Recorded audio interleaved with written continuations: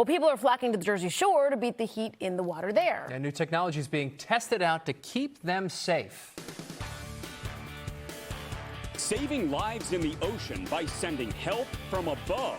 The drone's going to be lighter, faster, and get there quicker. I'm Ted Greenberg. How Jersey Shore lifeguards are putting new tools to the test to make beaches safer. This is NBC 10 News. All new at 5:30, deploying drones to help lifeguards save lives. The flying machines could be coming to a beach near you.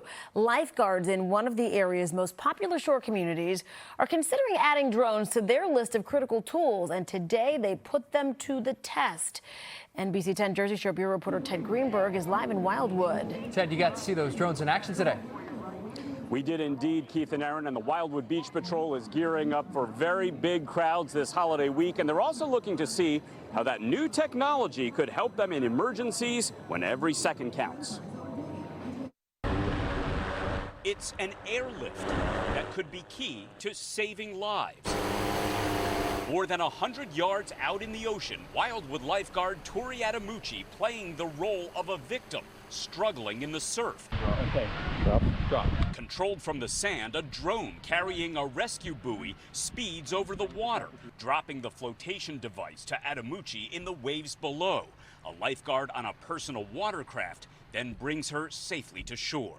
If someone is, out deep in a rescue scenario, it would help a lot to get a buoy out there faster with a drone. Aerial technology that the city's beach patrol is eyeing in its ongoing mission to keep people safe at the beach. The drone also releasing colored dye into the ocean to mark a person's location. We're not trying to replace lifeguards here, but we're trying to make sure that lifeguards have all the tools that they could use to make effective rescues. Ready for the dye drop? Joseph Warwick and his team from Southeastern Pennsylvania Unmanned Aircraft Systems helping local lifeguards and other first responders put the drones to the test. Could help find the swimmer possibly if the lifeguards are struggling to find them on the beach here. Authorities believe the drones would be especially useful for rescues after normal guarding hours. If we responded to a situation and we deemed it unsafe to put a rescuer in the water, we now have technology that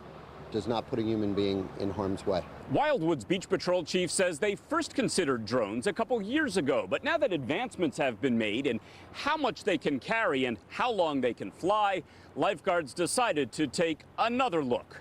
I'd like to see a few more test runs this summer, and then I'd like to have it up and running by next summer. The cost in the thousands or potentially tens of thousands of dollars, depending on the system.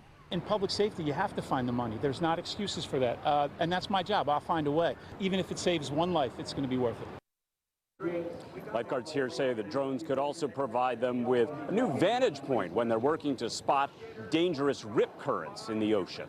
Live in Wildwood, I'm Ted Greenberg, NBC 10 News. Interesting idea there. All right.